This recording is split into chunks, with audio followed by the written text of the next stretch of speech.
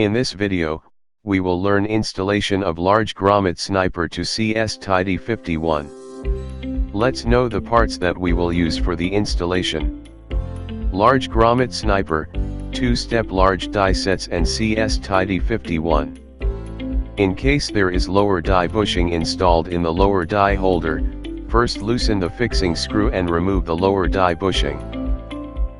Make sure there is no air in the system and the acrylic safety guard is the correct one to fit to large size die installation. Then install the upper die by manually rotating. Before installing the lower die into the lower die hole, remove the die adapter and install the lower die and fix the Allen key as shown in the video.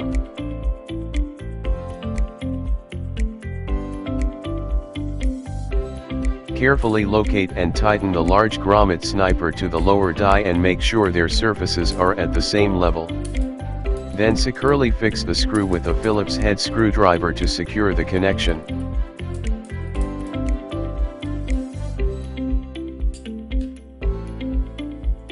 Securely fix the immobilization screws which are on the left and right side, to stabilize the position of the large GrommetSniper on CSTIDY-51 with the Phillips head screwdriver.